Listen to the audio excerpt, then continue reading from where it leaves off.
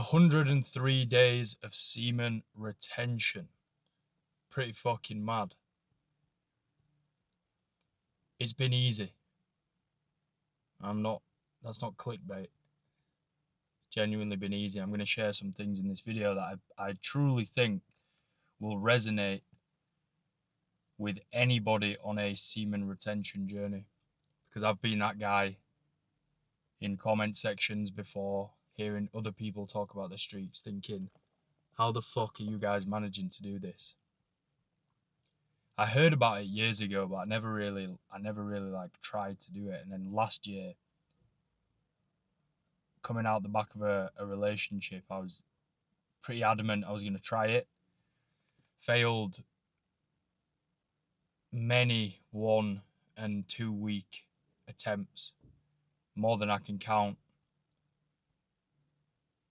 And then I actually managed to put together a 57-day streak when I went to Thailand last year, not the end of last year, but like summer last year. Then I went to Bali and I met this Brazilian bird and it all went tits up, but I don't regret that. Then I came home to the UK in November, and then I was seeing another girl, and then it got to New Year, it got to 2026. I was like, do you know what? Fuck this. I'm going to go for it proper this year. So I've got 6 months in mind. And this is like the second time I've done it. I'm pretty impressed with myself, to be honest. But I also know exactly why, because it ties into everything else that I talk about on social media. It's about identity. It's about becoming who you know you're capable of being. So with that being my kind of like background, so to speak, I understand why what I've done with semen retention has been so successful, and that's what I want to share in this video. The first main point: don't make it the focus point of your life. Now, for a lot of people, this is almost impossible, because if you're at the point of considering semen retention,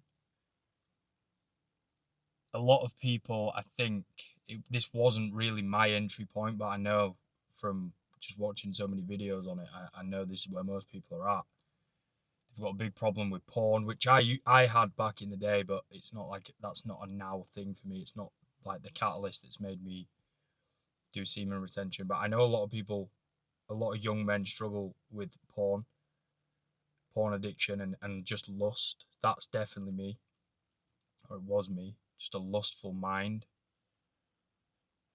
And it causes a lot of problems. And if you're at the point of thinking about semen retention as a solution, the problem can be pretty bad. And when the problem's pretty bad, you desperately want the solution. So if you're then to commit to something like semen retention, your brain is like, you're almost in this pressure keg. And it's the main thing, it's the most important thing in your life right now. And that's logical and it's rational. But the problem is, there's too much pressure around it. And I think that's where the cycle of like the 1 week, 2 week, or even for some people, like just a couple of days, they can't go more than a couple of days without relapsing and going back. I think that's what it is. It's the main thing in your life. And this 103-day streak that I'm on now, guys, I don't want to sound like a broken record, but it genuinely has been easy. It really, really has. I haven't really dealt with much temptation at all. And this is why, because it hasn't been the focus point of my life. Because right now, it's all about my business and it's all about personal growth all around, including fitness, which is obviously my job, leading other people, coaching other people, making content, building my brand, spreading a message. And semen retention is an accessory to that mission. That's a very different position to be in. It's a very different position to be in, because it's just something that's supporting the overall growth of this mission and this kind of journey that I'm on. And if I think back to the other times when I've failed, it was this. It was like, it was on my mind, like I won't say all day, but it was the main thing I was thinking about all the time. And that's the wrong way around, because the main drivers for growth for men is fitness, social growth, and then mission, purpose, value, giving back, helping in some way. That's how we grow, and that's how we find true meaning.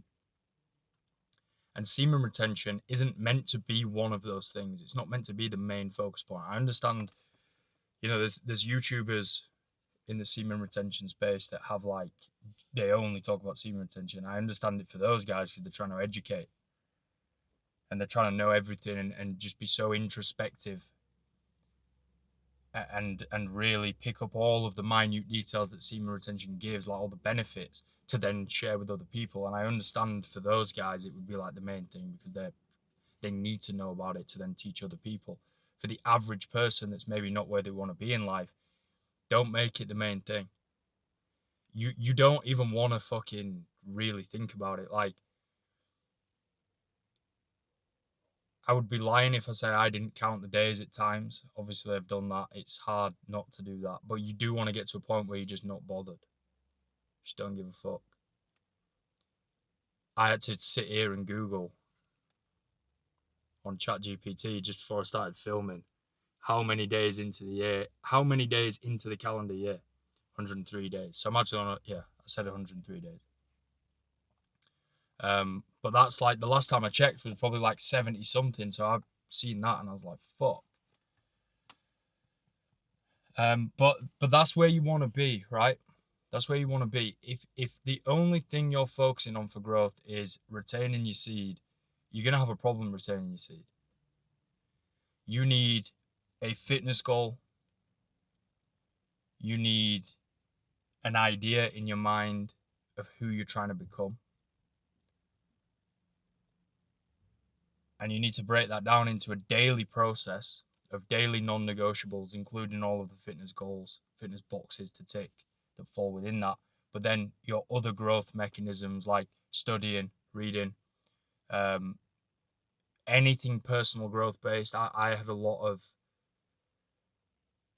social issues when I was like younger, like 5 years ago, anxiety issues, and I've still kept this practice up somewhat as I've got a little bit older, but like social growth, non-negotiables, every single day I've got to talk to someone new. Could be a fucking 30-second conversation. The woman in the petrol station or the guy in the gym that I'm trying to use the machine, whatever. Like, they're your things. They're the things to really put your attention and your focus on. Semen retention is just something that's kind of forming in the background. And actually, when you think about it in that way, it makes a lot more sense because you going from like one day to the next with semen retention doesn't really do anything. Like, you need to compound it over time to actually feel any benefit physically or mentally or spiritually. But the mechanisms of like, especially social growth, if you go and force yourself to talk to somebody new, which I had to do in like university when I couldn't fucking speak to people, there's like fucking instant, like, you can feel it inside you. There's this instant growth. And that gives you this huge boost of motivation and satisfaction for the next day. And then you roll that into the next day, and then you go and talk to two people. And you can get that instant feedback. This is not that. And this doesn't mean that semen retention obviously isn't powerful. It's very powerful. But what I'm saying is you should have your focus on the things where it's giving you that kind of instant feedback. Now, the other thing that I've kind of noticed, or that I've thought about, is you knowing, this isn't really a tip actually, this is more just my kind of thoughts on semen retention, why it's such a powerful thing for young men of any age, but especially young men in a world that's designed to make you fail. You know the beast is under control. Now, that's probably the wrong word because it makes you sound like a fucking creep. Makes you sound like a sex pest. Which is obviously not what I'm intended to mean, not what I intend to mean with saying the beast. But one of my favorite quotes of all time is, "It's better to be a warrior in a garden than a gardener in a war." I heard that years ago,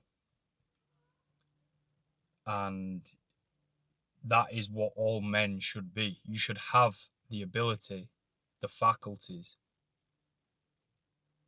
to be a savage, but be able to control it fully and live in peace, than to be the gardener in the war, right? A guy who's completely unprepared for what the world's going to throw at him. You'd rather be that warrior that never has to display his warrior skills and just live peacefully in a garden than be a gardener in a war, and maybe one day you've got to, try and fend for yourself. And thinking back now, I should have definitely chose something else to say there. The beast is under control, as if we're all fucking sex pests. It's obviously not what I meant. I might even fucking redo this video because that could be ruined now. But I think you understand the point I'm making, right? Is like hunger and sexual urge. They are the two most animalistic and primal urges that we feel.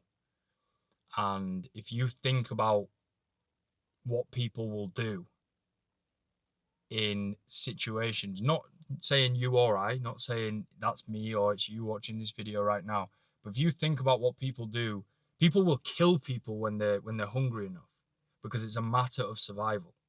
And a man who can't control his sexual urges, which is exemplified now in the modern world with the amount of pornography, the amount of soft porn you just see on Instagram, and thirst trapping and OnlyFans models, and now it's fucking AI OnlyFans models and the sexualification of fucking everything. A man who hasn't got any fucking discipline ends up going in, committing awful acts. I don't want to say the word, but you know what I'm saying. And that's the extreme end of the spectrum. Again, not saying that's me, not saying that's what I've been. That's why I'm doing this. I'd never do that. I would never do that. Some people just would never do that shit. But when you understand yourself that the most animalistic primal urges that we have inside us are fully in our control, that's a different level of stoic power. This is why a fat loss phase and getting absolutely shredded to the bone is so important for personal growth. Just to do it even fucking once. Just to know what that feels like to be hungry 24/7 from the moment you wake up to the moment you go to bed at night. To be hungry and to have all these fucking weird cravings. Like, you'd eat cardboard. Anyone that's got below like 8% body fat. I'm not talking this 8% body fat that you see on TikTok when these guys are like 15 and they think it's 8. I'm talking like bodybuilder, stage lean ready. That level of lean. That's a different level, and you go to a different place up here in that process. And I've run 100 milers. I've done multiple ultra marathons, Ironman, sub 3 marathon. I've pushed the bounds of physical challenge. And I'm not saying that that fat loss phase and getting super lean was harder than any of those challenges, but it's different because it's stretched out and it's dragged out over 16 weeks. And it's like, the last 6 weeks that are just fucking fuck with your head. And you can cave at any moment. You're driving past shops, going to the gym. They've got brownies and they've got all these sweet treats. And sometimes you don't even want sweet treats. Sometimes you just want something savory. Sometimes you just want something fucking healthy. It's not even calorific, but you shouldn't eat it because you're on this mission, this fat loss phase, right? Just trying to get as peeled as you possibly can to prove to yourself that you can do it. And once you go through that and you're successful and you get to the end, the sense of pride of knowing that you've basically just been in this 24/7 war in your mind of, I am fucking starving, but I'm not going to do it. I'm not going to cave. And you show so much restraint to the voice in your head, and you get through it. That's like you come out of it with this this new level unlocked where it's like, oh shit. Like that was pretty intense to be having those thoughts all the fucking time. And I got through it. What else can I do now? You know? So hunger as an impulse and going to the extremes in getting absolutely shredded does wonders for male development long term, permanently. You can always reflect back on that and go, yeah, I mastered that, right? But that's how I see semen retention. That's how I see semen retention. It's like, for me now, I'm what I care about in my life. I've come so far from where I was in being at rock bottom and no control over any of this shit at all. Heavily using porn, heavily using drugs. To where I am now is I never thought I'd be here in my whole entire life, never mind in like 5 years. The level of discipline and willpower that I have now. And what I care about now is mastery. Mastery of self. I don't want a single chink in my armor. And that's what semen retention is to me. It just makes you a fucking savage. And I won't live this way forever. This is a period of my life. Like, trust me, I've had I've had people in my DM. Let's clarify that. I've had girls in my DMs. Old girls, new girls showing attention, and this is what all the other semen retention YouTubers talk about, which I'm now seeing. It's almost like they just know. It's weird. But that's tempting. It's still tempting. But in my mind, I'm just like, right, 6 months. I'm just doing 6 months minimum. And if I want to continue, I'll continue. If I don't, I won't. That's what I originally set out to do. And me doing 6 months and being successful in that would be satisfactory. That would be a satisfactory length of time for me to know that I've mastered that urge. That's how I look at it. I don't really care if that fits in with anybody else's worldview, any of the other semen retention YouTubers or whatever. That's just how I'm looking at it.